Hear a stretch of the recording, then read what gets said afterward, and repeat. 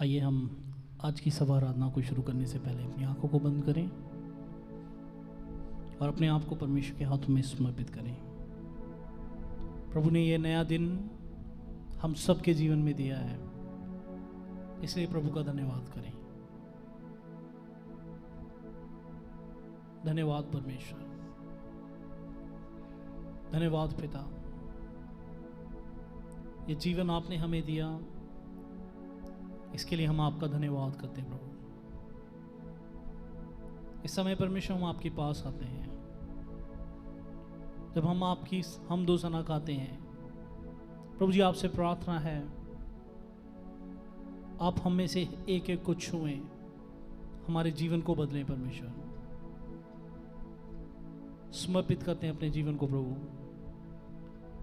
हमारी स्तुति रूपी सिंहासन पे विराजमान हुए और हमारी अगुवाई करें। परमेश्वर जब हम सब मिल करके प्रभु आपको महिमा देते हैं, अनुग्रह करिए कि आपकी आशीष हमारे जीवन में आए और हमारा जीवन बदले। परमेश्वर धन्यवाद करते हैं परमेश्वर, आपने हमारी प्रार्थना को सुना है। यीशु मसीह के नाम से मांगते हैं, आमीन। आइए हम प्रभु की प्रार्थना करें।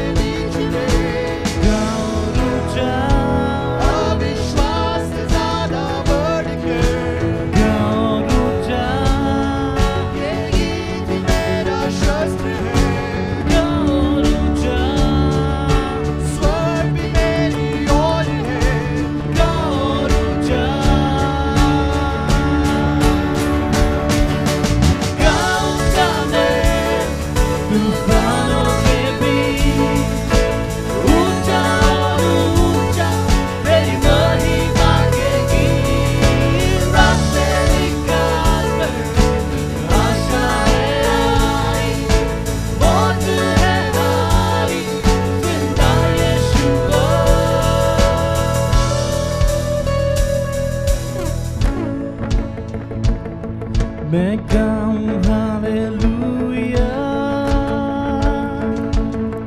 विरोधियों के बीच में। मैं गाऊं हालेलुया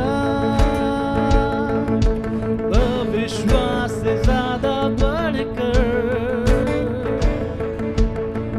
मैं गाऊं हालेलुया ये गीत मेरा शस्त्र है।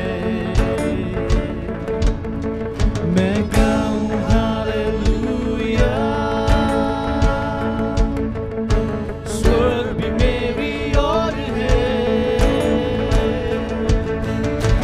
गाऊंगा मैं तूफानों के बीच ऊंचा और ऊंचा तेरी महिमा के गीत रास्ते निकाल कर।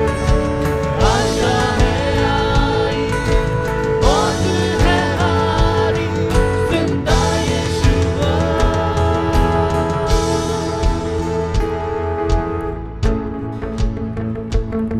मैं गाऊं हालेलुया अपनी पूरी जान से। मैं गाऊं हालेलुया अंधकार को देखूं भागते। मैं गाऊं हालेलुया रहस्यों के बीच में। मैं गाऊं हालेलुया डरने का नहीं मुझ पे। गाऊंगा मैं तूफानों के बीच ऊंचा और ऊंचा तेरी महिमा के गीत रास्ते निकाल कर। आशा है आई मौत है हारी जिंदा यीशुआ।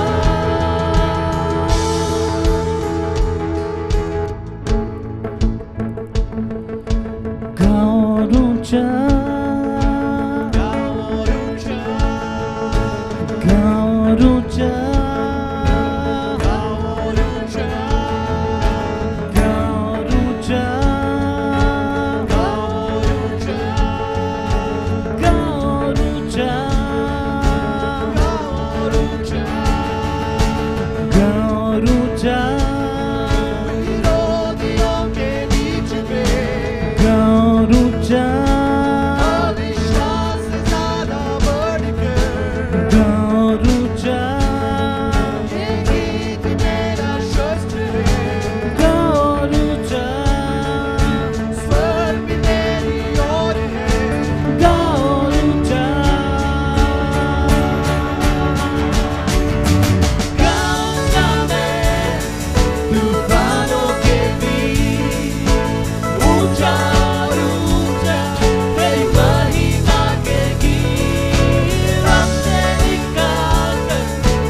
आशा है आई मौत है हारी जिंदा यीशुआ। गाऊंगा मैं तूफानों के बीच ऊंचा और ऊंचा तेरी महिमा के गीत रास्ते निकाल कर। आशा है आई मौत है हारी जिंदा यीशुआ। गाऊंगा मैं तूफानों के बीच ऊंचा और ऊंचा तेरी महिमा के गीत रास्ते निकाल कर। आशा है आई मौत है हारी जिंदा यीशुआ।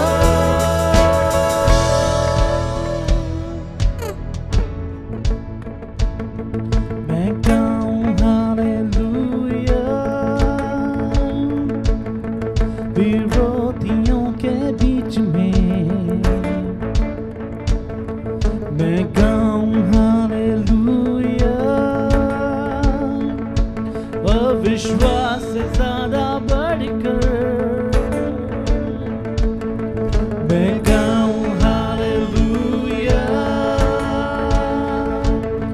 ये गीत मेरा शस्त्र है,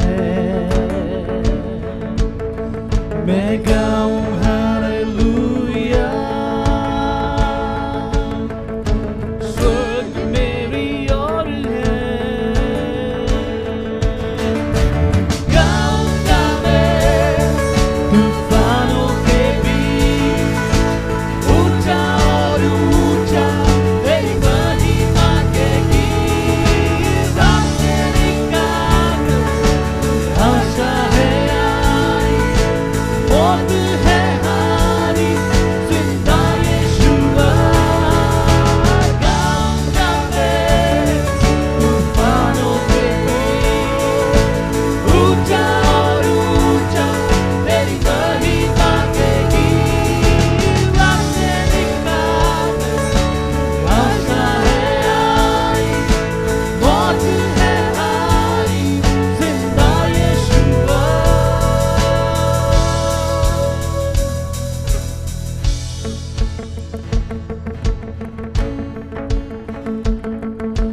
गाँव ऊंचा, गाँव ऊंचा, गाँव ऊंचा, गाँव ऊंचा, गाँव ऊंचा, गाँव ऊंचा, गाँव ऊंचा, गाँव ऊंचा, गाँव ऊंचा, विरोधियों के बीच में गाँव ऊंचा, अविश्वास से ज्यादा बढ़कर गाँव ऊंचा।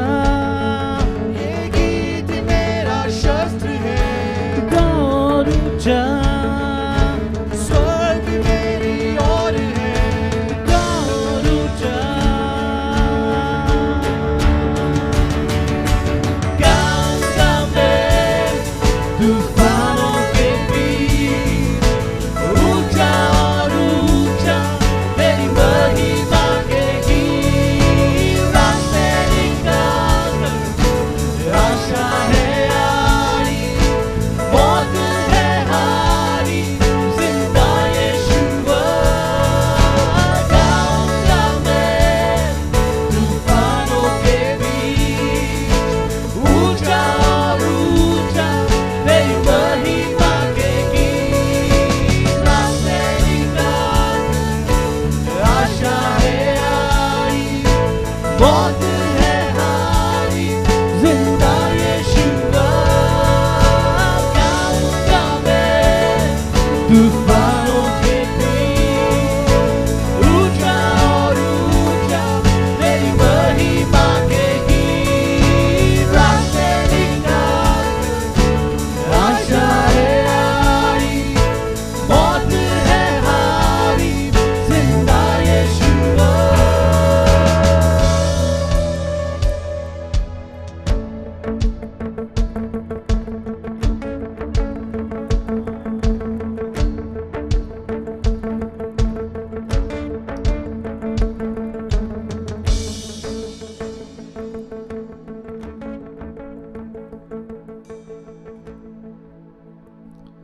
समर्पित करें अपने आप को प्रभु के सामने। हम नहीं जानते कि आप कौन से तूफान से होकर गुजर रहे हैं, लेकिन आज की सुबह हम सब के लिए प्रभु यीशु मसीह मौजूद हैं। हम किसी भी मुश्किल से होकर गुजरे हो सकते हैं, लेकिन प्रभु यीशु मसीह ने हमसे कहा है कि वो कभी नहीं बदलेंगे, वो हमेशा हमारे साथ रहेंगे। आप जैसी भी परिस्थिति में हैं आज, अपने आप को परमेश्वर के हाथों में दें, समर्पित करें। ये गीत ही हमारा आज शस्त्र है, जिससे हम प्रभु की आराधना कर रहे हैं। और आराधना में छुटकारा है, आजादी है। प्रभु का छुटकारा हम सबके जीवन में आए। अपने आप को प्रभु के हाथों में दें, समर्पित करें, समर्पित करें। Oh, we praise you, Jesus. We praise you, Lord. You're above all in our situations, O Lord. समर्पित करते हैं हम अपने आप को।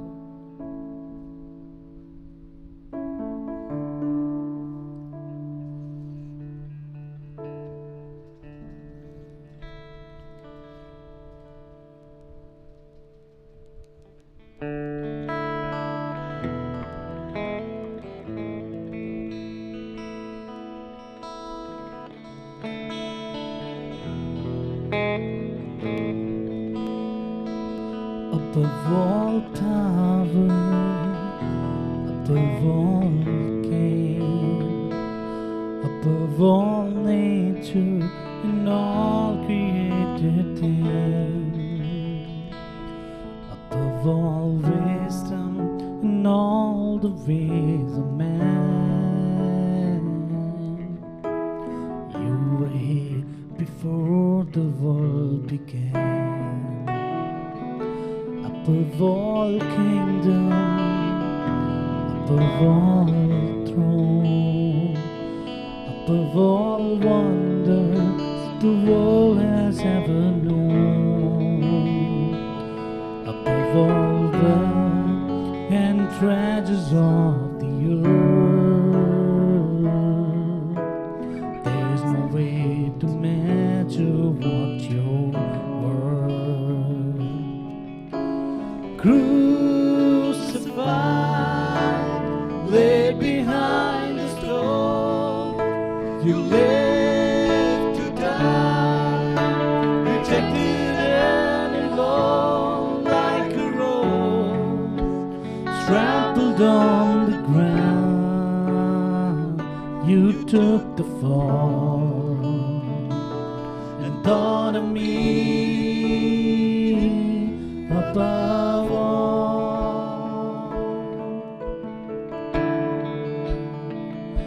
above all power, above all king, above all nature and all created things, above all wisdom and all the ways of man.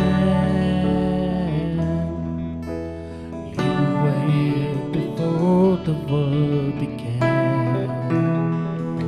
Above all kingdom, above all throne, above all wonder the world has never known, above all love and treasures of the earth, there's no way to measure what you're worth.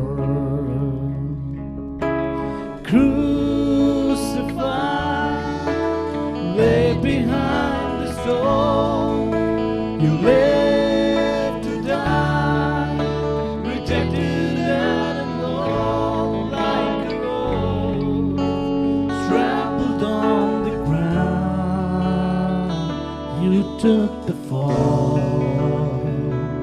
and thought of me above all. Crucified,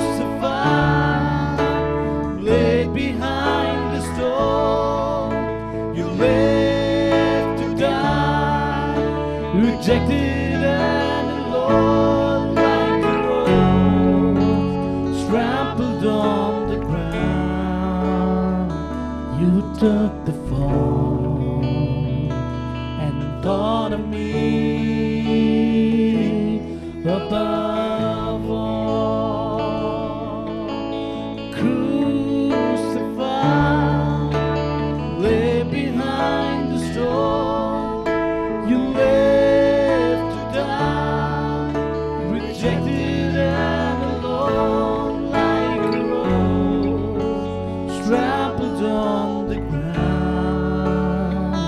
You took the fall and thought of me above all, like a rose trampled on the ground. You took the fall and thought of me above all.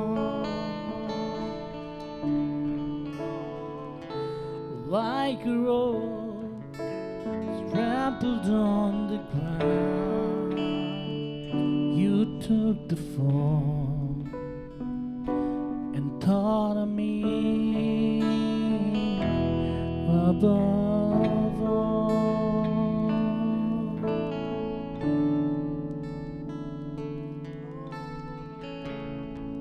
We worship you, Lord.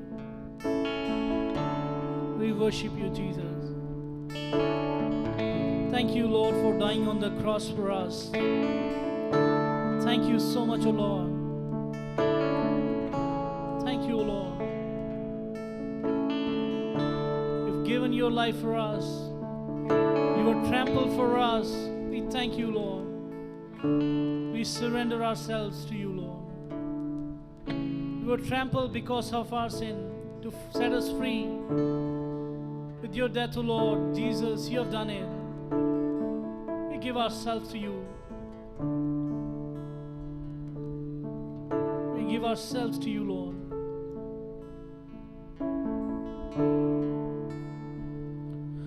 तू ही है वो जो मुझको छुड़ाता, तू ही है वो जो मुझको संभालता। देखता हूँ मैं जब तेरे क्रूस की ओर, तू ही है वो जो मुझको बचाता, तू ही है वो जो मुझको छुड़ाता,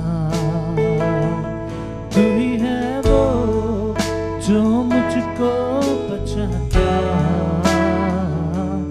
देखता हूँ मैं जब तेरे क्रूस की ओर, तू ही है वो जो मुझको बचाता। मैं आजाद हूँ, मैं आजाद तेरे नाम से हुआ हूँ। मैं आजाद हूँ, मैं आजाद तेरे लहू से हुआ हूँ।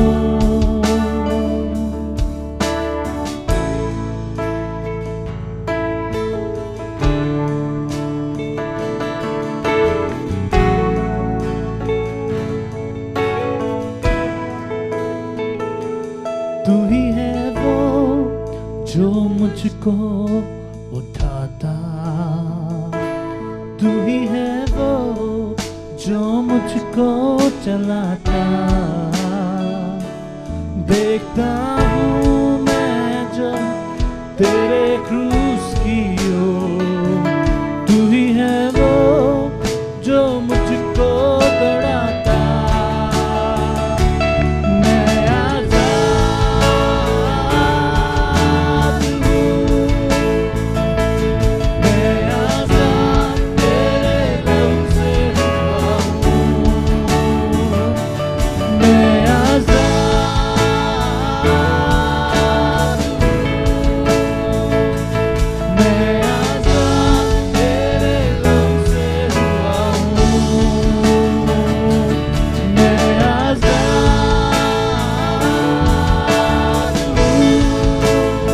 मैं आजाद तेरे लहू से हुआ हूँ। मैं आजाद हूँ,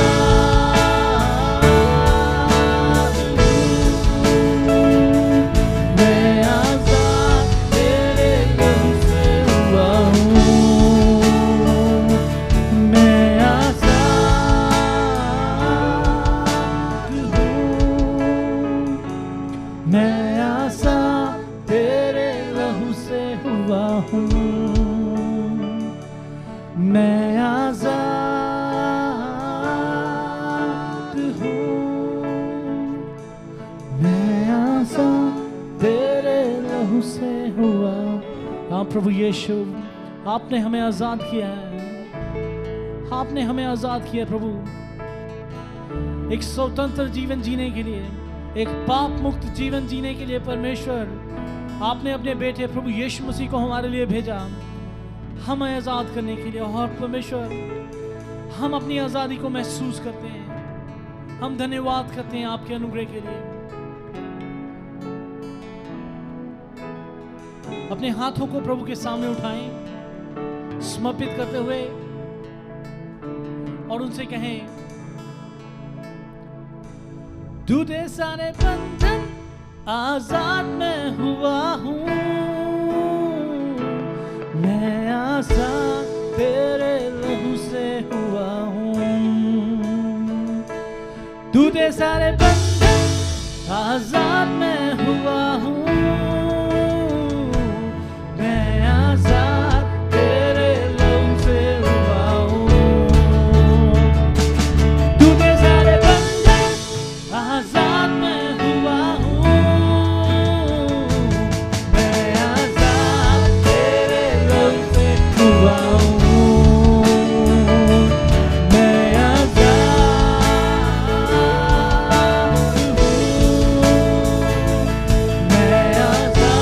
तेरे लहू से हुआ हूँ। मैं आजाद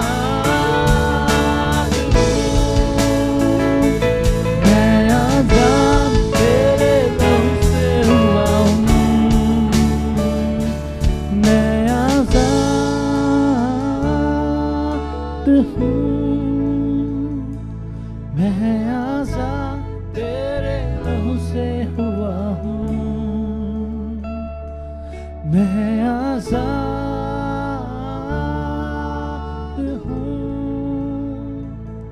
मैं आजाद तेरे लहू से हुआ हूँ।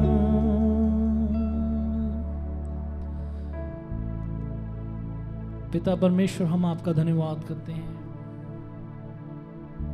आपने हमें आजाद किया है पवित्र होने के लिए, पवित्र जीवन जीने के लिए, और आपको महिमा देने के लिए। परमेश्वर, हम इस आजादी के लिए धन्यवाद करते हैं। हम भी अनुग्रह करिए कि प्रभु जी, कहीं ये स्वतंत्रता हम गलत रूप से इस्तेमाल ना करें।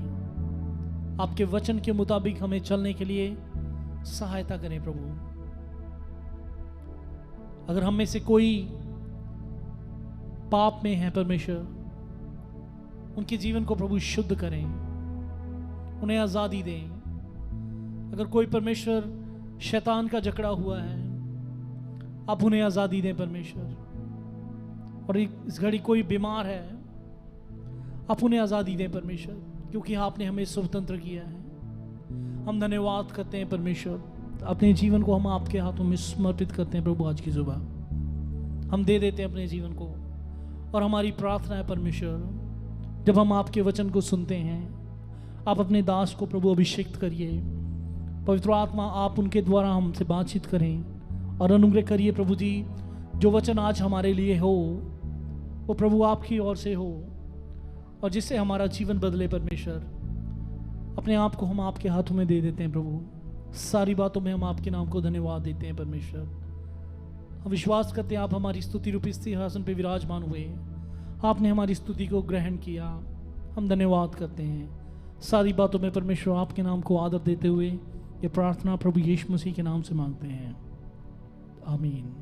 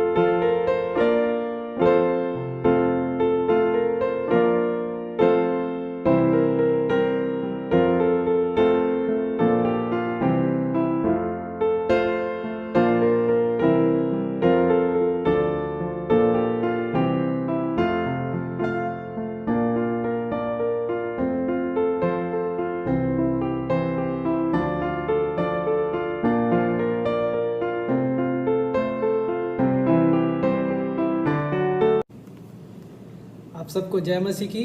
Praise the Lord. परमेश्वर का धन्यवाद हो कि प्रभु ने मुझे आज मौका दिया कि आप सबसे मैं परमेश्वर का वचन से कुछ देर में बात कर सकता हूं, और इस अवसर के लिए मैं बहुत एक्साइटेड हूं, बहुत खुश हूं और बहुत ग्रेटफुल भी हूं मैं परमेश्वर पिता का, खासकर चर्च का, पास्टर्स के पूरे परिवार का, पास्टर एमडी सैमुअल, पास्टर ब्लेसन का, जिन्होंने मुझे ये मौका दिया कि आज मैं परमेश्वर के वचन से आपसे बात कर सकता हूं।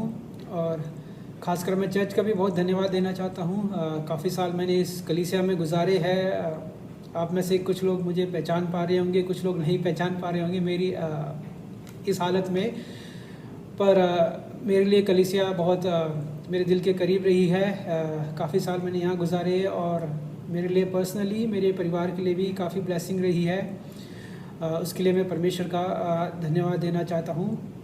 और मैं निवेदन करता हूँ कि आप हमेशा मुझे, मेरे परिवार को अपनी प्रार्थनाओं में याद रखना, और मैं भी आपको, कलीसिया को, पास्टर के पूरे परिवार को प्रार्थनाओं में याद रखता हूँ।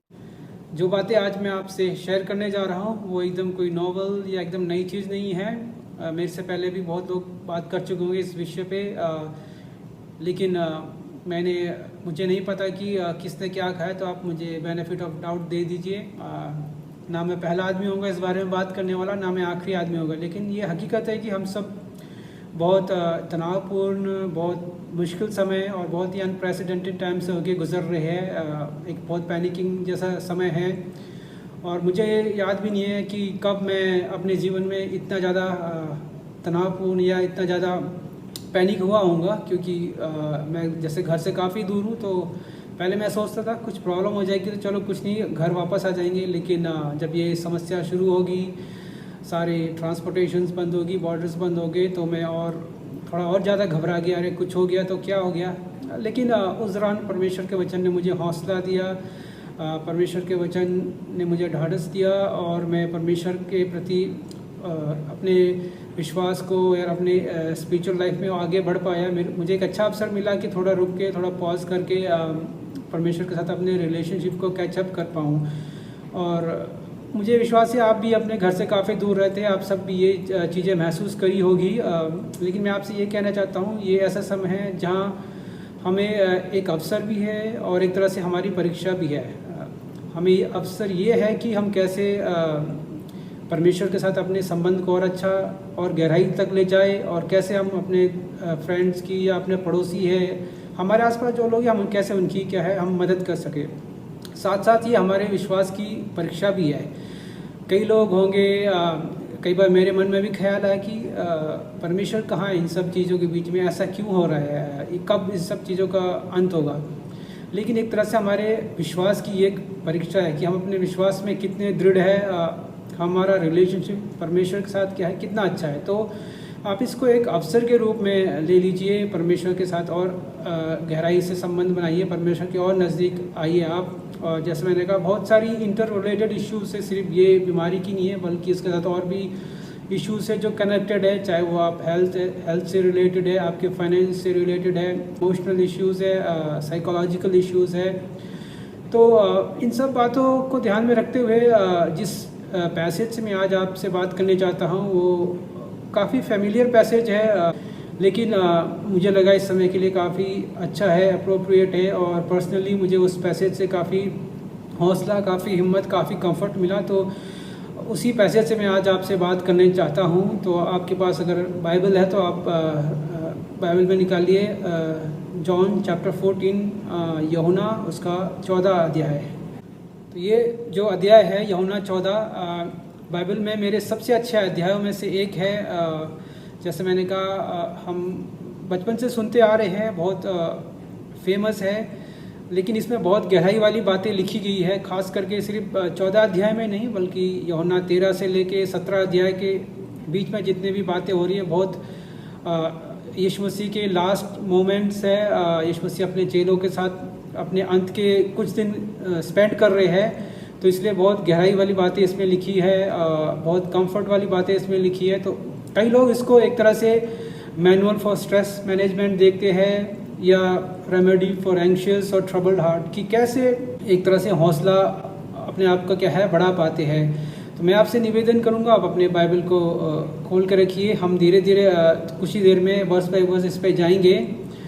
और जिस विषय के ऊपर मैं बात करना चाहता हूं, जो मैंने एक तरह से शीर्षक दिया, वो ये है कि how to overcome troubled heart, कि हम कैसे खेदित मन के ऊपर जयवंत या विजयी पा सकते हैं।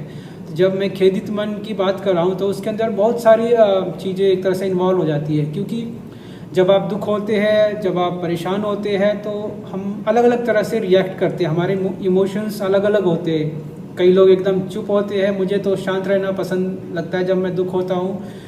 कई लोगों को गुस्सा आता है, कई लोगों को क्या है एकदम पैनिक में चले जाते हैं, कईयों को डर लगता है, एंगर, अलग अलग तरह से हम एग्जिबिट करते हैं। तो जब मैं खेदित मन की बात कर रहा हूँ तो ये सब चीज़ें आप उसमें इंक्लूड कर सकते हैं कि हम कैसे इन सब चीज़ों के ऊपर विजय पा सकते हैं या जयवंत हो सकते हैं। तो और आगे जाने से पहले मैं बहुत जल्दी इस अध्याय को और इस सेक्शन को कॉन्टेक्स्ट या परिप्रेक्ष्य में रखना चाहूँगा, ताकि आप उसको और अच्छे से समझ सकें। तो जब अपोस्टल जॉन इस गॉस्पेल को लिख रहा था, उस समय भी जो सिचुएशन थी कोई एकदम अच्छी नहीं थी। खास करके विश्वासियों के लिए बहुत तनावपूर्ण, बहुत चुनौतीपूर्ण समय था, क्योंकि उस समय विश्वासियों को उनके विश्वास के कारण घरों से निकाला जा रहा था। जो कलीसियाओं से उनको सिनागोग से उनको क्या है निकाला जा रहा था। तो एक तरह से वो लोग बेघर थे, उनके पास कोई फैमिली मेम्बर्स नहीं थे, उनके परिवार वालों ने उनको त्याग दिया। तो उस समय में अगर आप ये सब चीज़ें को पढ़ेंगे, जब यीशु मसीह बात कर रहे हैं कि मेरे पिता के घर में बहुत सारे घर है, आपको चिंता होने की ज़रूरत नहीं है, तो आप समझ सकते हैं उनके लिए कितना हौसला, कितना कंफर्टिंग रहा होगा।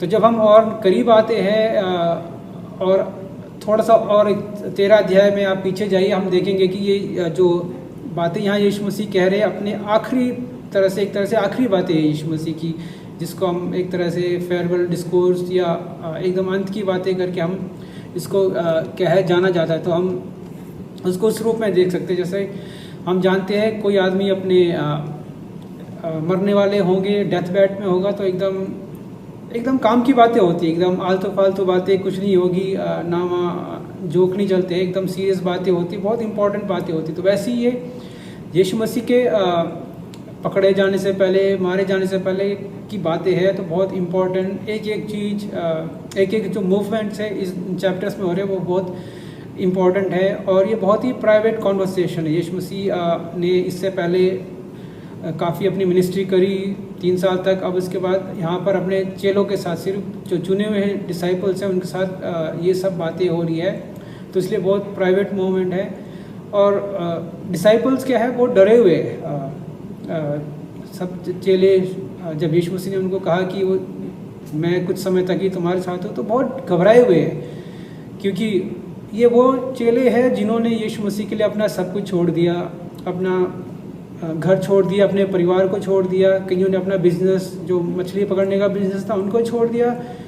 और जब वो यीशु मसीह के बीच आए, उनकी भी अपनी आशाएं होगी कि यीशु मसीह जब अपने राज्य में आएंगे तो हम भी यीशु मसीह के साथ क्या है राज करेंगे, बहुत सारे सपने होंगे। और अब यहाँ यीशु मसीह उनसे कह रहे कि मैं थोड़े समय तक ही तुम्हारे साथ हूँ और उस समय के बाद मैं आपके साथ नहीं रहूँगा। तो आप समझ सकते हैं उनके टेंशन को, कितने वो एंग्शियस रहे होंगे, कितने वो डिस्करेज हुए होंगे। तो वो बहुत घबराए हुए थे, साथ साथ बहुत वो क्यूरियस भी थे। वो ये भी जानना चाहते थे कि यीशु मसीह कहाँ जा रहे हैं। आप देखेंगे कि पतरस पूछता भी है, कहाँ जा रहे हो यीशु मसीह? तो यीशु मसीह कह रहे जहाँ मैं जा रहा हूँ वहाँ तुम नहीं आ सकते हो। तो बहुत क्यूरियस भी है, जानना चाहते हैं कि कहाँ क्या हो रहा है, यीशु मसीह कहाँ जा रहे हैं। और जैसे मैंने कहा कि डिसाइपल्स बहुत घबराए हुए हैं, एंग्शियस है, और वो उनकी जो कन्फ्यूजन है और भी बढ़ गई जब यीशु मसीह ने कहा कि आप में से एक है ऐसा है जो मुझे पकड़वाएगा। तो डिसाइपल्स और टेंशन में आ गए। भाई जैसे हमारे को जैसे ऑलरेडी वो दुख है कि अब कौन है हमारे में से जो पकड़ाएगा। फिर आप थोड़ा 13 चैप्टर के लास्ट में आएंगे तो आप देखेंगे यीशु मसीह पीटर से कह रहे हैं कि पीटर आप मुझे 3 बार क्या है डिनाई करोगे। तो उनकी टेंशन और बढ़ गई और भी एंग्शियस हो गई कि यीशु मसीह ये क्या करें, क्योंकि पीटर एक तरह से डिसाइपल्स का स्पोक्स पर्सन था, बहुत रेप्यूटेड डिसाइपल था। तो तो ये सब चीज़ें उनको समझ में नहीं आई कि क्या हो रहा है, क्या है यीशु मसीह, कैसी बातें कर रहे हैं। और ये वो चीज़ें हैं जो उन्होंने सोचा भी नहीं था, जिनकी उन्होंने कल्पना या एंटिसिपेट क्या है नहीं करे थे। लेकिन इतना कुछ होते हुए भी, यीशु मसीह को पता होते हुए भी कि इनमें से कोई मुझे बिट्रे करेगा, मेरे को पकड़वा देंगे, पीटर मुझे डिनाई करेगा और अंत में क्या है मैं क्रूस पे चढ़ जाऊंगा, ये सब होते हुए भी यीशु मसीह अपने चेलों को क्या है सांत्वना दे रहे, एकदम कंफर्ट कर रहे हैं। तो एकदम अजीब सी बात लगती है कि कायदे से तो चेलों को यीशु मसीह को ढाढ़स देना चाहिए था, यीशु मसीह के साथ रहना चाहिए था, पर यहाँ उल्टा हो रहा है कि प्रभु यीशु मसीह इस अपने अंत के समय में भी इतना कुछ जानते हुए भी कि अपने क्या शागिर्दों को एनकरेज कर रहे हैं, उनको सांत्वना दे रहे हैं। तो ये सब चीज़ जो है, ये जो इस कॉन्टेक्स्ट में है कि यीशु मसीह अपने डिसाइपल्स को क्या है और ख़ास करके हमें भी हौसला दे रहे, हमें सांत्वना दे रहे हैं। तो इन सब के को ध्यान में रखते हुए मैं कुछ आपसे पॉइंट्स शेयर करना चाहूँगा कि हम कैसे खेदित मन के ऊपर, कैसे दुखी और कैसे तनावपूर्ण समय में हम उससे उभर के आ सकते हैं, और परमेश्वर का वचन खास करके इस पैसेज में हमसे क्या कहता है उस बारे में मैं आपसे बात करना चाहूँगा। तो जैसे मैंने आपको पहले बताया कि जो मेरा शीर्षक है वो है कि हम खेदित मन के ऊपर कैसे विजयी पा सकते हैं या जयवंत हो सकते हैं। तो ये पैसेज हमको कुछ कुंजी देता है, कुछ स्टेप्स बताता है कि कैसे हम व्याकुलता के ऊपर जयवंत हो सकते हैं और विजयी होके हम उभर सकते हैं।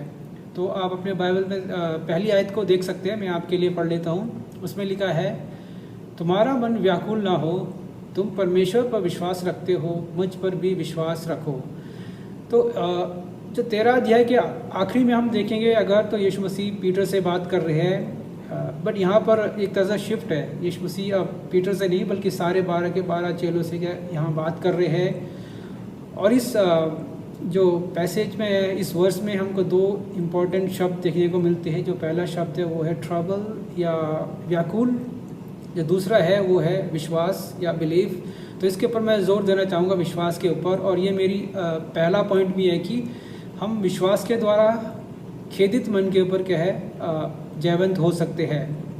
तो पहले हम अगर ट्रबल के ऊपर देखेंगे, जैसे मैंने पहले भी आपको बताया कि जब हम एक तरह से मुसीबत में होते हैं, हम उसको कई तरह से शो करते हैं, एक तरह से कोप अप करने की कोशिश करते हैं, इसको कोप अप मैकेनिज़्म के रूप में हम लेते हैं। जैसे मैंने कहा, मुझे शांत रहना अच्छा लगता है, कईयों को अलग अलग चीज़ें, कई गुस्सा आता है, पैनिक होता है, कई एंग्शियस हो जाते हैं, कई लोग बहुत ईगर हो जाते हैं, एक्साइटेड हो जाते हैं। तो ये नेचुरल ह्यूमन रिस्पॉन्स है। तो जब मैंने कहा, जब ट्रबल की बात करी तो ये सब चीज़ें ऑलरेडी उसमें इंक्लूड आप कर लीजिए। तो यीशु मसीह एक तरह से कह रहे हैं कि आप ये सब चीज़ों की चिंता छोड़ दीजिए, ये सब चीज़ों क्या है, ये सब चीज़ों के ऊपर आप जयवंत या विजय पा सकते हैं। क्योंकि यीशु मसीह कह रहे हैं कि आपका जो हृदय है वो एकदम व्याकुल बिल्कुल ना हो। और ये एक तरह से एक रिक्वेस्ट भी नहीं है, एक कमांड है। यीशु मसीह उनको आज्ञा दे रहे हैं, एक तरह से उनको बहुत सख्ताई के साथ, बहुत स्टर्नली बोल रहे हैं कि स्टॉप बीइंग ट्रबल्ड। आप क्यों चिंता होने की कोशिश कर रहे हो।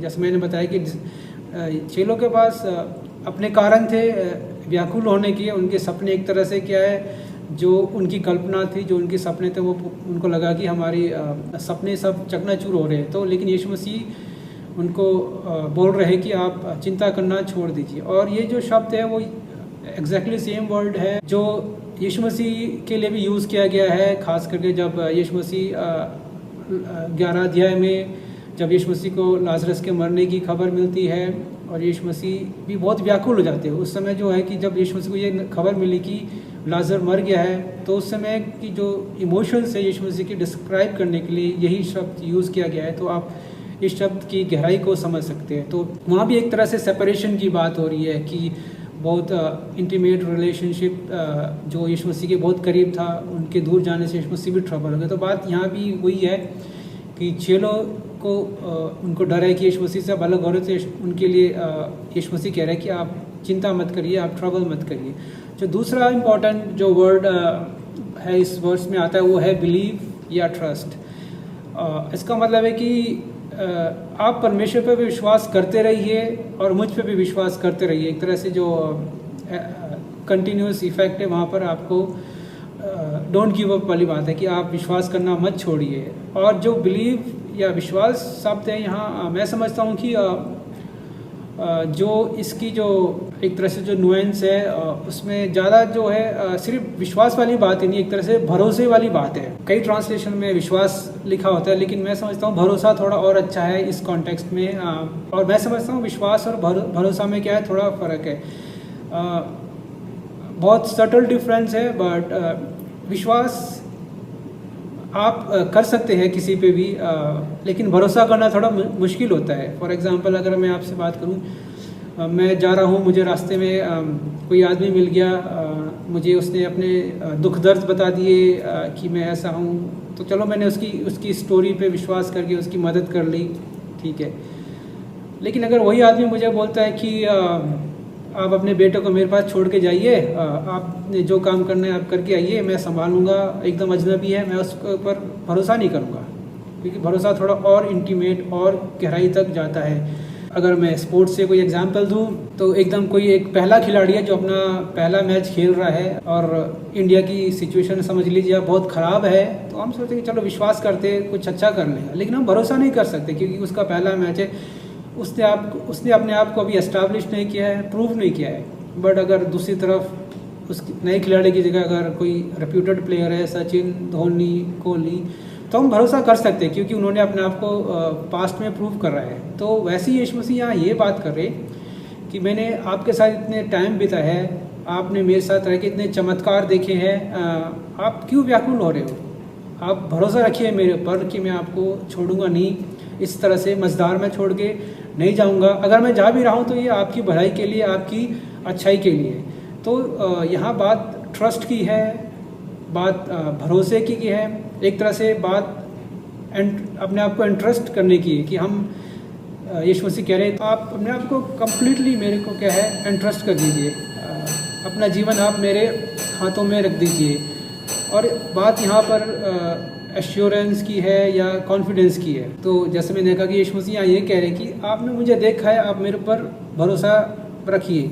यही बात है अगर आप देखेंगे 11वीं आयत में, इसी अध्याय के 11वीं आयत में और 29 आयत में भी यीशु मसीह बार बार इसको दोहरा रहे हैं, यही चीज़ें दोहराई गई है। सो पहली जो चीज़ है वो है कि यीशु मसीह कह रहे हैं कि विश्वास एक ऐसी रिक्वायरमेंट है जो आपको परमेश्वर के पास तक ले जाएगी, या एक तरह से यहाँ बात इटर्निटी की ओर स्वर्ग तक ले जाएगी। तो विश्वास है जो आपको और जो मुझको क्या है परमेश्वर के करीब लाएगा, परमेश्वर के पास ले जाएगा, अनंत जीवन देगा और इस संसार के जो दुख है, परेशानियां हैं, उससे क्या है जयवंत होने में हमारी मदद करेगा, ठीक है। तो हो सकता है आपकी बहुत समस्या या बहुत अलग अलग इश्यूज़ होंगे, जैसे मैंने कहा कि हम सब के लिए एक बहुत चैलेंजिंग टाइम है। हो सकता है आपकी समस्या आपके जॉब से रिलेटेड है, फाइनेंस भी हो सकता है, हेल्थ हो सकता है, इमोशनल इशू हो सकते हैं, आपको अलग अलग हो सकते हैं। लेकिन मैं आपको परमेश्वर के वचन से यही एनकरेज करने चाहूँगा कि जैसे परमेश्वर ने कहा कि आप व्याकुल ना हो, आप भरोसा रखिए और परमेश्वर आपको क्या है इस मुसीबत से हम सब की मदद करेगा, ठीक है। तो हालांकि ये बहुत आसान है बोलना, जब फॉलो करने की बात आती है इतना आसान नहीं है, क्योंकि हमारे माइंड में ऐसा नहीं कि एक स्विच नहीं लगा है कि आप वरी स्विच ऑन या ऑफ करके अपनी परेशानियों को क्या है दूर कर दे, ऐसा नहीं होता है। लेकिन मैं समझता हूँ कि अगर हमारा फोकस और हमारा माइंड जो है सही जगह पे लगा है तो हम इसके ऊपर काफ़ी हद तक जयवंत हो सकते हैं। और अगर हमारा फोकस और माइंड की बात जो कर रहा हूँ कि अगर मेरा फोकस, आपका फोकस, आपका हृदय, मेरा हृदय परमेश्वर के ऊपर लगा है तो हम जरूर इन सब परेशानियों के ऊपर क्या है आसानी से हम विजय पा सकते हैं। तो पहली बात आप याद रखिए कि विश्वास या परमेश्वर के ऊपर भरोसा करना सबसे अच्छी बात है, वही है जो हमें इस समय में या हमारे जीवन की हर मुसीबत से हमको आगे आने में मदद करेगा। और यही बातें यीशु मसीह ने 18वीं आयत में, इसी अध्याय की 18 और 27 आयत में दोबारा से दोहराई है, और उसमें मैं आपके लिए पढ़ देता हूँ। 14 के 18 में लिखा है, मैं तुम्हें अनाथ ना छोड़ूंगा, मैं तुम्हारे पास आता हूँ। तो परमेश्वर ने इतनी अच्छी बात यहाँ कही कि मैं आपको अकेला नहीं छोड़ूंगा। डिसाइपल्स को कह रहे क्यों घबरा रहे हो, आपको मैं अनाथ नहीं छोड़ूंगा, बेघर मझधार में नहीं छोड़ के जाऊँगा, मैं जाऊँगा तो मैं वापस भी आऊँगा। ठीक है, तो ये बातें हमारे लिए भी क्या है अप्लाई होती है। ठीक है, यीशु मसीह चाहते हैं कि हम व्याकुल ना हो, बल्कि हमारे जीवन में शांति आए, आराम आए, हम अपने समय को, अपने रिलेशनशिप को परमेश्वर के साथ एंजॉय कर सके, एक दूसरे के साथ एंजॉय कर सके, अपने परिवार के साथ, अपने कलीसिया के साथ। और इसी 14 अध्याय की 27 आयत इस तरह कहती है, मैं तुम्हें शांति दिए जाता हूँ, अपनी शांति तुम्हें देता हूँ, जैसा संसार देता है मैं तुम्हें नहीं देता। तुम्हारा मन ना घबराए और ना डरे। कितनी अच्छी बात यीशु मसीह ने यहाँ कही है कि परफेक्ट पीस जो आपको किसी चीज़ से नहीं मिल सकती, वो यीशु मसीह देने की यहाँ आश्वासन दे रहे हैं, भरोसा दे रहे हैं, और उनको कह रहे हैं कि आप मत डरिए। तो ये बात आपके लिए और मेरे लिए भी लागू होती है कि जो चीज़ें, जो शांति, जो आराम परमेश्वर से हमको मिल सकता है, वो हमें कहीं से नहीं मिल सकता है। इसलिए हमारा भरोसा केवल परमेश्वर पर ही रखना ज़रूरी है। और मैंने बहुत पहले ये इलस्ट्रेशन सुनी थी कि शांति को हम कैसे परिभाषित कर सकते हैं। शांति का मतलब हम यही नहीं है कि एकदम जीवन में मुसीबतें, एकदम लाइफ एकदम परफेक्ट हो जाएगी, सब स्मूथली होगा, ऐसा नहीं है। जो बाइबल हमें जिस शांति की बात बताती है वो है कि एक तरह से कठिनाइयों में भी एक तरह से पीस को महसूस करना, अपने रिलेशनशिप को एंजॉय करना। तो एक बार एक राजा था, उसने कंपटीशन रखा जिसका थीम था कि आप शांति के ऊपर पेंटिंग बनाइए। अलग अलग लोगों को कहा कि आप शांति के ऊपर पेंटिंग बनाइए, ऐसी चित्र बनाइए जो आपके हिसाब से शांति को सबसे अच्छे तरीके से दर्शा सकती है। तो काफ़ी लोग उसमें पार्टिसिपेट करने आए। अलग अलग लोगों ने अलग अलग अपने इमेजिनेशन के हिसाब से, अपने एक्सपीरियंस के हिसाब से, कैपेसिटी के हिसाब से दर्शाने की कोशिश करी। कईयों ने समुद्र बनाया है, एकदम काम है, क्वाइट है। कईयों ने पहाड़ बनाए, कईयों ने सनराइज, सनसेट की पिक्चर बनाई। उनमें एक इंटरेस्टिंग पिक्चर आई जिसमें था कि एक पहाड़ है, पहाड़ के सामने एक पेड़ है, पहाड़ में पेड़ के पत्ते गिर चुके हैं, आंधी तूफान चल रही है, और उस पेड़ में एक घोंसला है, घोंसले में एक चिड़िया आराम से सो रही है। तो ये पेंटिंग राजा को बहुत इंटरेस्टिंग लगी। तो इनाम एक्चुअली इसी बंदे को मिला जिसने ये पेंटिंग बनाई थी। तो क्योंकि राजा को लगा कि ये सही मायने में क्या है, शांति को दर्शाती है। तो यही बात आपसे कहना चाहता हूँ कि हम मसीह जीवन में हम भी इस संसार में रहते हैं, मुसीबतें आएगी, लेकिन जो चीज़ हमको बाकी संसार के लोगों से अलग कर सकती है वो ये है कि हम कैसे कोप अप कर सकते हैं। जैसे हमने वर्ष पढ़ी कि यीशु मसीह कह रहे, जो शांति मैं तुम्हें देता हूँ वो संसार नहीं दे सकता। तो जो शांति हमें परमेश्वर को जानने से, परमेश्वर के करीब आने से हमको मिल सकती है, वो हमको संसार में कहीं भी किसी चीज़ों से नहीं मिल सकती। तो आप परमेश्वर के करीब आइए, परमेश्वर के साथ अपने क्या है विश्वास को और बढ़ाइए, और परमेश्वर के साथ अपनी टाइम को क्या है आप एंजॉय कीजिए। तो आप इस पर गौर करिए, जैसे कि यीशु मसीह क्रॉस पे जाने वाले, लेकिन अपने क्या है अपने चेलों को एक तरह से सपोर्ट कर रहे हैं। जैसे मैंने कहा कि पहले भी डिसाइबल्स को उनको सपोर्ट करना था, वैसे ही एक मसीह होने के नाते हमारा भी ये फ़र्ज़ बनता है कि हमारे जीवन में भी मुसीबतें होगी कई बार, लेकिन हमें भी एक दूसरे को सपोर्ट करने की ज़रूरत पड़ती है। आपके हो सकता है आपके घर वाले हैं, आपके फ्रेंड्स हैं, आपके चर्च के लोग हैं, अलग अलग लोग हैं। यही हमको एक मॉडल यहाँ दिखा रहे हैं यीशु मसीह की। अपने दुख समय में भी यीशु मसीह क्या है अपने डिसाइपल्स को एनकरेज कर रहे हैं। तो पहला पॉइंट ये था मेरा। दूसरा जो पॉइंट है जिस बारे में मैं बात करना चाहता हूँ वो है कि हम आशा के द्वारा खेदित मन के ऊपर जयवंत या विजय पा सकते हैं। दूसरी आयत में आपके लिए पढ़ देता हूँ, खास करके उसका पहला हिस्सा। उसमें लिखा है कि मेरे पिता के घर में बहुत से रहने के स्थान हैं। तो इस आयत में यीशु मसीह एक तरह से डिस्क्रिप्शन दे रहे हैं कि जो हेवन है एक तरह से, या जहाँ डिसाइपल्स या जहाँ हम लोग अपनी इटर्निटी स्पेंड करने जाएंगे वो किस तरह से है, किस तरह दिखता होगा, क्या उसका लेआउट होगा, उसका एक तरह से क्या है डिस्क्रिप्शन दे रहे हैं। तो उसमें एक दो इम्पॉर्टेंट चीज़ें लिखी है, जैसे लिखी कि मेरे पिता के घर में बहुत से रहने के स्थान है। तो बहुत या प्लेंटी करके लिखा है, मतलब उसकी कोई स्कैसिटी नहीं है कि कम हो जाएगा, आपको जगह नहीं मिलेगी, ऐसा नहीं है। यीशु मसीह कह रहे बहुत सारे सफिशिएंट प्लेस है। जो मैं चाहता हूँ यीशु मसीह कह रहे वो ये है कि आप मेरे साथ इटर्निटी स्पेंड करिए। और दूसरी जो बात यहाँ लिखी है, बहुत से रहने के स्थान हैं। इंग्लिश में है, कई ट्रांसलेशन में मेंशन करके लिखते हैं, कई में ड्वेलिंग प्लेसेस है। तो हम आजकल बहुत मॉडर्न ज़माने में रहते हैं, हाईली अर्बनाइज्ड ज़माने में रहते हैं, और हमारे घर आजकल मोस्टली क्या कहेंगे अपार्टमेंट टाइप्स होते हैं। तो हम शायद इस शब्द के कॉन्सेप्ट को एकदम अच्छे से ना समझ पाए, पर जो यीशु मसीह के चेले हैं, जो पहले शताब्दी के लोग थे, वो इसको बहुत अच्छे से समझ पाते थे कि उस समय अपार्टमेंट वाला कॉन्सेप्ट ही नहीं था।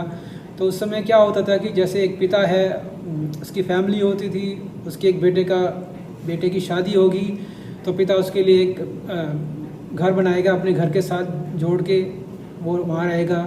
फिर दूसरे की बेटे की शादी होगी तो पिता उसके लिए भी घर बनाएगा। इस तरह से क्या है, पिता के घर से अटैच होते रहते थे बाकी सारे घर। तो वही वाला ऑलमोस्ट वैसे उसी तरह की पिक्चर यीशु मसीह यहाँ बताने की कोशिश कर रहे हैं कि सब हम लोग यीशु मसीह के साथ इटर्निटी क्या है हम स्पेंड करेंगे। यीशु मसीह हमारे साथ रहेंगे, हम एक साथ ही क्या है हम हमेशा के लिए रहेंगे। वही वाली बात यहाँ यीशु मसीह बताने की कोशिश कर रहे हैं। लेकिन जो सबसे इम्पोर्टेंट चीज़ वो ये है कि हम यीशु मसीह हमारे साथ रहेंगे, और हम यीशु मसीह के साथ या खुदा के साथ हम हमेशा से रहेंगे। कभी कभी मैं सोचता हूँ वाह कितना अच्छा होगा है, आप मुझे संसार में इलेक्ट्रिक बिल देना पड़ता है, इंटरनेट बिल देना पड़ता है, अलग अलग तरह के बिल देने पड़ते हैं, वो सब यीशु मसीह उन सब चीज़ों को देख लेंगे। वहाँ हमें उन चीज़ों की क्या है कोई ज़रूरत भी हमें नहीं पड़ेगी, ठीक है, और वहाँ हमको कोई नीड्स भी नहीं होगी, ठीक है। तो वो हमारे लिए सबसे बड़ी कंफर्ट की बात है, ठीक है। फिर कभी मैं सोचता हूँ वाह मुझे घर मिले, मेरे घर में बहुत बड़ा टीवी होना चाहिए, सारे स्पोर्ट्स चैनल आने चाहिए, या बहुत अलग अलग तरह के गिटार हो, मैं एंजॉय कर सकूँ करके, ठीक है। बट वो मेरी ह्यूमन कैपेसिटी से मैं सोचने की कोशिश कर रहा हूँ, लेकिन उससे भी बहुत ही अच्छा होगा जो जिस घर की यीशु मसीह बात कर रहे हैं। और हमें संसार की तरह वहाँ किसी चीज़ों की क्या है ज़रूरत भी नहीं पड़ेगी, ठीक है। तो हमारे लिए ये जो आश्वासन की बात है वो ये है कि यीशु मसीह कह रहे हैं कि एक हमें होप दे रहे हैं कि मैं जा रहा हूँ, और ये जो होप है यीशु मसीह के साथ इटर्निटी स्पेंड करने की, जो हमको क्या है इन सब दुखों के ऊपर, इन सब मुसीबत टाइम पे, ये सब जिस समय से हम होकर गुजर रहे हैं उसके ऊपर विजय पाने में, उसको हंस के सामना करने में क्या है हमारी मदद करेगी। क्योंकि ये संसार परफेक्ट प्लेस नहीं है, तो यहाँ मुसीबतें आएगी, दुख आएगी, लेकिन जिस घर की, जिस संसार की यीशु मसीह यहाँ बात कर रहा है वो एकदम बिल्कुल अलग होगा, और वो हमारा असली घर होगा जहाँ हम यीशु मसीह के साथ क्या है अपनी इटर्निटी स्पेंड करेंगे।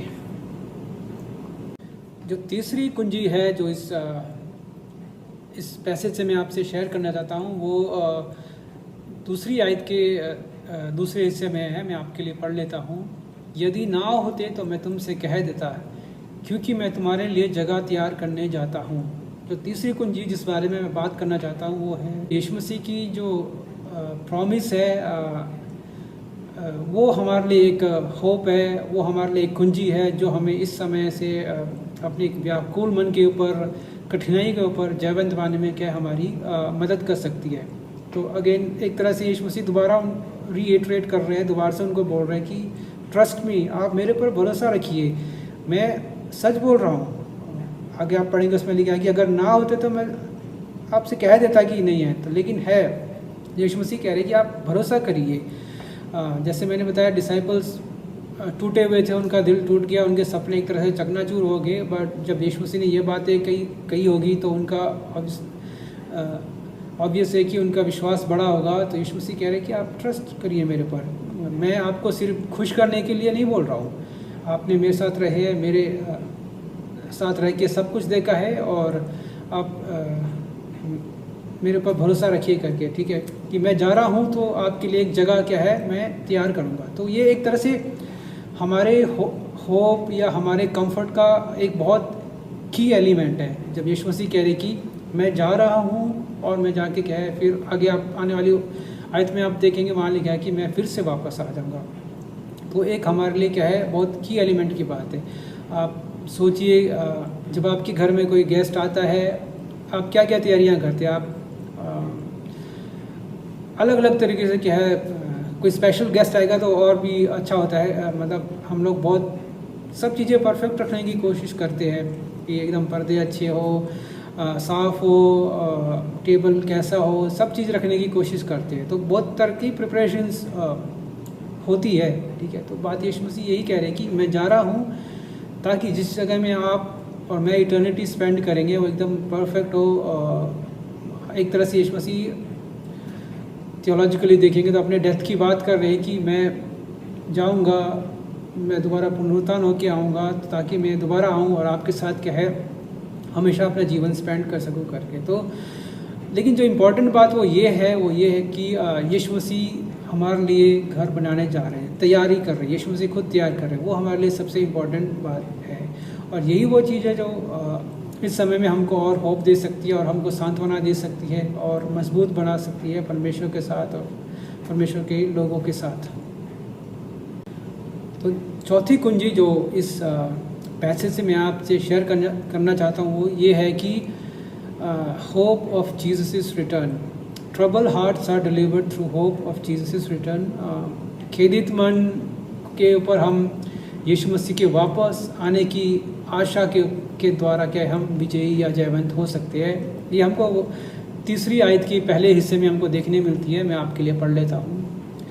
और यदि मैं जाकर तुम्हारे लिए जगह तैयार करूँ तो फिर आकर तुम्हें अपने यहाँ ले जाऊँगा।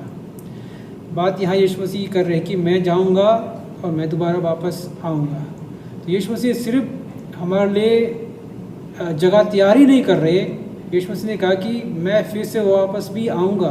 तो आप देख सकते हैं कि जो सेपरेशन है, यीशु मसीह कह रहे हैं कि this is not permanent separation, कुछ समय के लिए है और मैं दोबारा वापस आऊँगा ताकि आपको अपने साथ ले जाऊँ, आप और मैं इटर्निटी में रहे।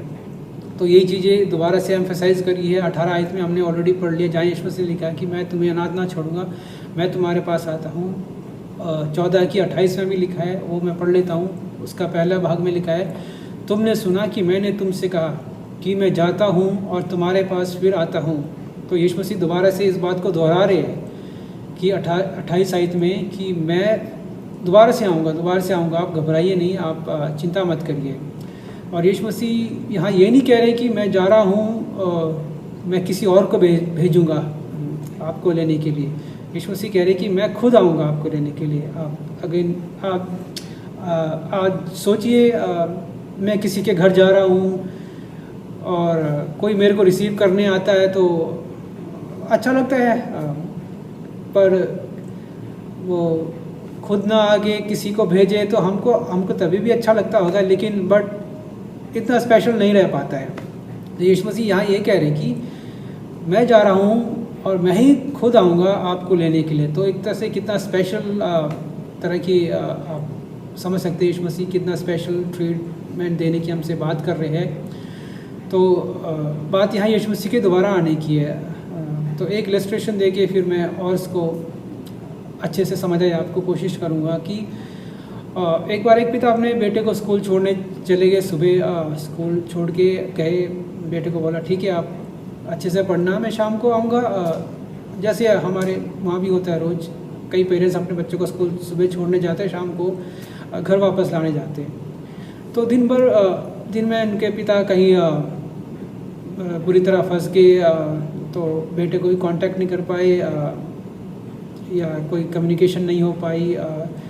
तो बेटे को लेने के लिए नहीं आ पाए टाइम से।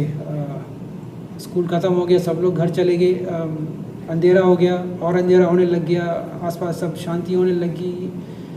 तो काफ़ी देर बाद और रात को आया बेटा। तो पिता ने आके देखा कि बेटा एकदम कूल है, काम है, सीटी बजा के इधर घूम रहा है। तो पिता ने पहले सॉरी बोला, सॉरी बहुत लेट हो गया। तो बेटे ने कहा किस बात की सॉरी बोल रहे हैं, आपने तो कहा था आऊँगा, तो आपने कहा था तो आएंगे आप, मुझे पूरा भरोसा था। तो एक तरह से यहाँ उसी विश्वास की बात है कि कभी हमें लगता है यीशु मसीह कब आएंगे। आजकल हमें लगता है कि काश अभी आ जाए, सब कुछ परफेक्ट हो जाएगा, लेकिन कभी कभी हम अपना हौसला हियाब छोड़ देते हैं कि कब होगा, कब यीशु मसीह आएंगे। तो ऑलमोस्ट ये बच्चे की तरह हमारा विश्वास होना चाहिए। हमें परिस्थितियाँ जैसे भी हो, हमें इस बात पे अडिग रहना है, इस बात पे विश्वास रखना है कि यीशु मसीह हमें लेने फिर आएंगे। और क्या है, हमारा जो सेपरेशन है वो एक परमानेंट सेपरेशन नहीं है, उस समय के लिए हम दोबारा यीशु मसीह से मिलेंगे और इटर्निटी यीशु मसीह के साथ क्या हम स्पेंड करेंगे। तो आइए हम अपने फ्यूचर की तरफ फोकस करें, आइए हम यीशु मसीह के वापस आने की तरफ क्या है फोकस करें और एक इस एक्सपेक्ट करें कि हम फ्यूचर में यीशु मसीह के साथ एक परफेक्ट वर्ल्ड में रहेंगे, इटर्निटी स्पेंड करेंगे। तो पांचवी और आखिरी कुंजी जो इस पैसेज से मैं शेयर करना चाहता हूँ वो ये है कि troubled hearts are delivered through an eternal inhabitation with Jesus. कि जो हम ये बात कि हम यीशु मसीह के साथ हमेशा रहेंगे और यीशु मसीह हमारे साथ रहेंगे, वो आश्वासन, वो भरोसा, वो विश्वास के द्वारा हम क्या है खेदित मन के ऊपर जयवंत या विजय पा सकते हैं। वो हमको तीसरी आयत के दूसरे भाग में हमको देखने मिलता है, मैं पढ़ लूँगा। उसमें लिखा है कि जहाँ मैं रहूँ वहाँ तुम भी रहो। तो बात वहाँ हो रही है कि ऐसा नहीं कि यीशु मसीह कह रहे मैं अलग रहूँगा और आप अलग रहेंगे। बात वहाँ हो रही है कि जहाँ यीशु मसीह रहेंगे वहाँ हम भी रहेंगे, एक साथ रहने की बात हो रही है कि हम एक ही स्पेस शेयर करेंगे। आप याद रखिए जो मैंने पहले एग्जांपल दिया कि ड्वेलिंग प्लेस का, कि एक पिता अपने घर के साथ बहुत सारे घर बनाता है और उसमें एक स्पेस ऐसा भी होता है जहाँ कॉमन स्पेस होगा, जहाँ सब लोग आके रिक्रिएशन होता है या खाना खाएंगे या एंजॉय करते। तो बात वही है कि कनेक्शन होगा, ऐसा नहीं होगा कि यीशु मसीह एकदम अलग होंगे, हम अलग होंगे, हम एक साथ रहेंगे। वो बात यहाँ पर यीशु मसीह में बता रहे हैं और एक तरह से हमें कारण बता रहे हैं कि यीशु मसीह क्यों आएंगे हमको लेने। कारण ये कि हम इटर्निटी या हमेशा यीशु मसीह के साथ हम रह सकते, ठीक है। और यही बात यीशु मसीह दोबारा से 17 अध्याय उसकी 24 आयत में दोहराते हैं। मैं पढ़ूंगा, उसमें लिखा है, हे पिता, मैं चाहता हूँ कि जिन्हें तूने मुझे दिया है, जहाँ मैं हूँ वहाँ वे भी मेरे साथ हो, कि वे मेरी उस महिमा को देखे जो तूने मुझे दी है, क्योंकि तूने जगत की उत्पत्ति से पहले मुझसे प्रेम रखा है। ठीक है। तो बात जो एक फ्रेज में दोबारा हाईलाइट करना चाहूँगा, उसमें लिखा है कि जहाँ मैं हूँ वहाँ वे भी मेरे साथ ही हो।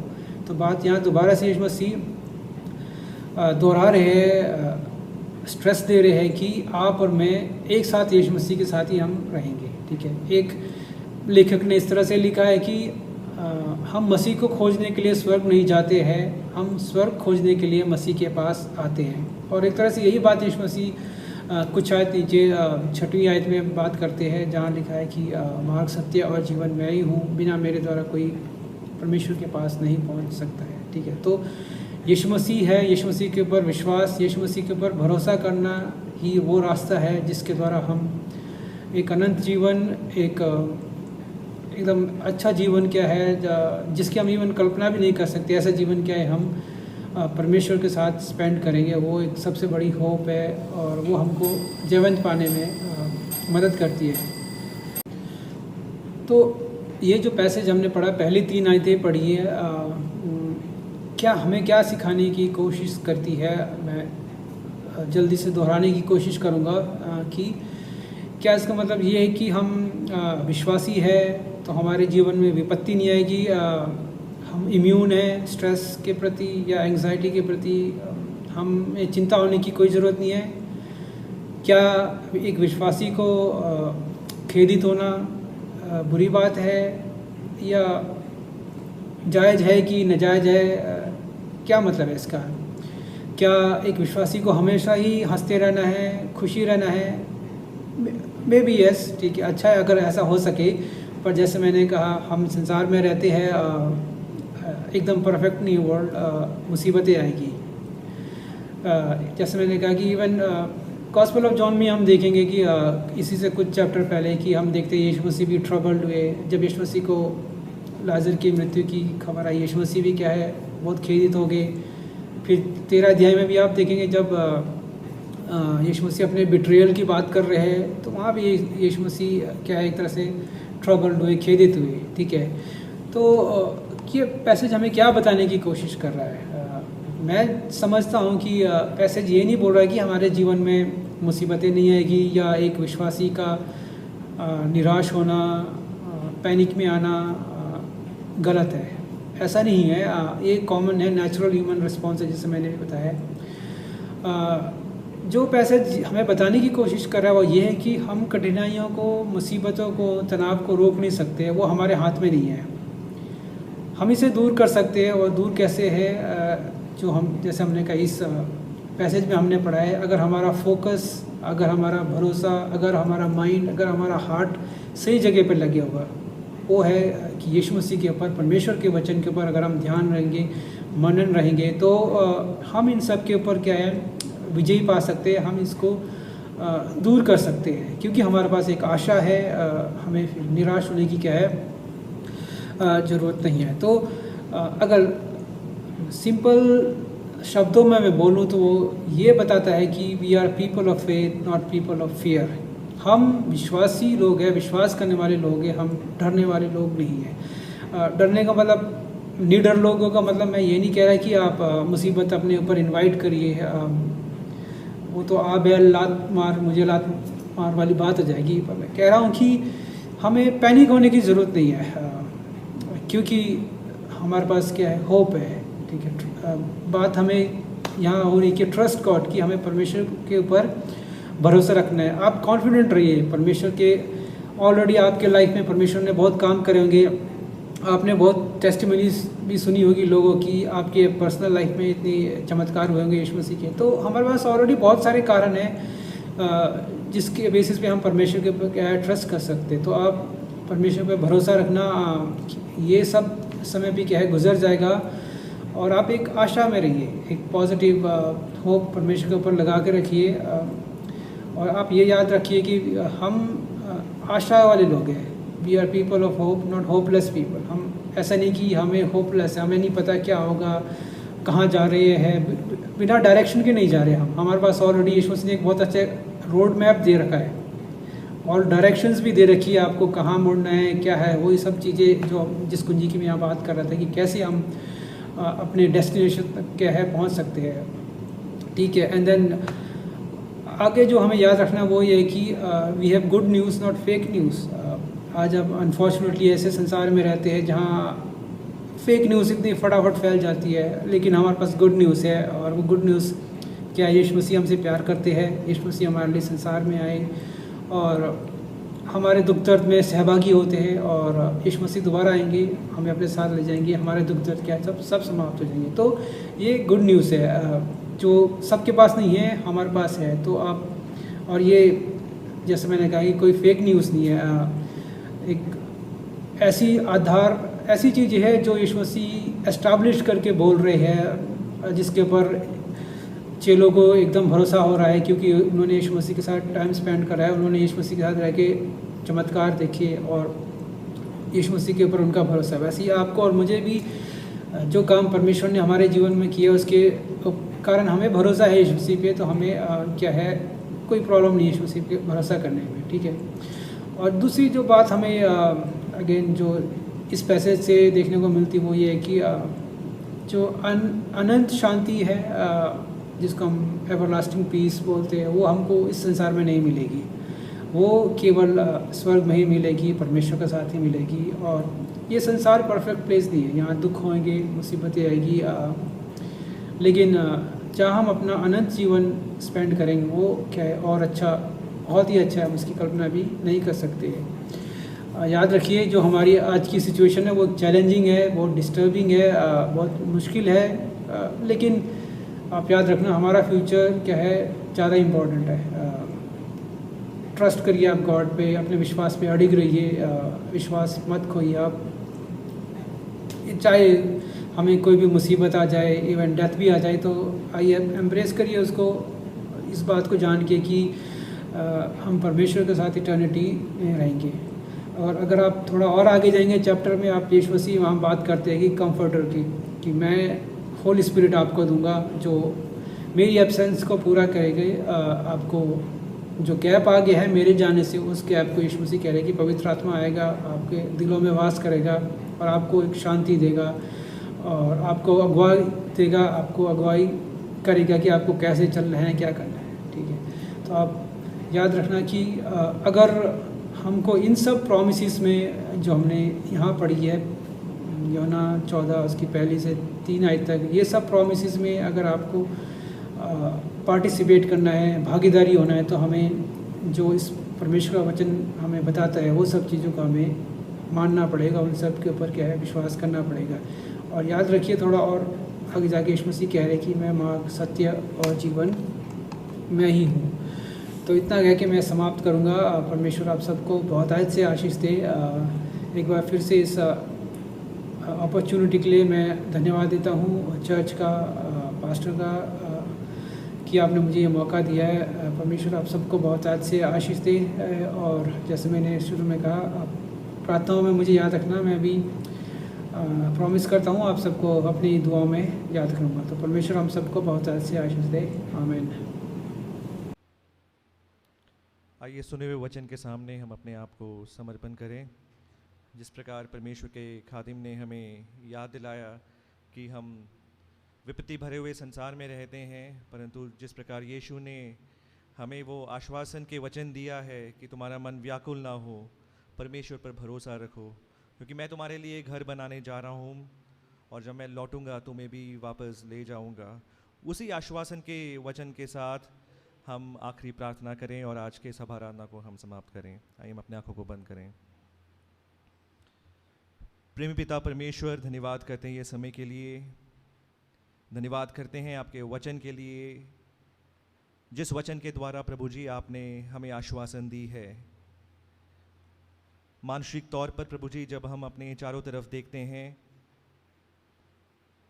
लोग आशाहीन हैं प्रभु जी, आशा को खो चुके हैं, परंतु हम धन्यवाद देते हैं आपके उन वचनों के लिए जो हमें ढाढ़स देती है कि आप हमारे साथ हैं, आप हमारे लिए घर बनाने गए हैं और जब आप आएंगे और हमें भी आप अपने पास ले जाएंगे। प्रभु,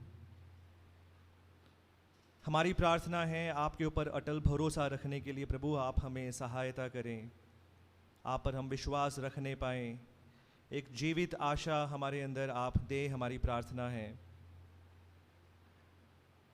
आपके प्रियजन भाई सूरज के लिए हम प्रार्थना करते हैं। प्रभु, धन्यवाद करते हैं जो वचन उन्होंने हमारे बीच में बांटा है। प्रभु, हमारी प्रार्थना है इन वचन के द्वारा प्रभु आप हमें बल दे इन समयों का सामना करने के लिए। प्रभु जी, इस वचन के द्वारा हम कर पाएँ, हमारी प्रार्थना है। आपके दास को आप बहुतायत से और भी इस्तेमाल कर कलीसिया के हर एक विश्वासी गणों को प्रभु जी आपके हाथों में सौंप के प्रार्थना करते हैं। इन वचनों में प्रभु हम शरण रख पाएँ और आप में भरोसा रखकर हमारी विश्वास की ज़िंदगी को हम बिता पाएँ। प्रभु जी, आप हमें सहायता कर। धन्यवाद करते हैं आपने हमारा प्रार्थना सुना। मसीह यीशु के नाम में हम इस विनती को मांगते हैं। आशीर्वाद के वचनों के साथ हम यहाँ से लौटें। अब खुदावंद प्रभु यीशु मसीह का अनुग्रह है, खुदा बाप की मोहब्बत, पवित्र आत्मा के संगति और सहभागिता हम सबके साथ अब से लेकर हमेशा होती रहे। आमीन। खुदा हम सबको आशीष दें।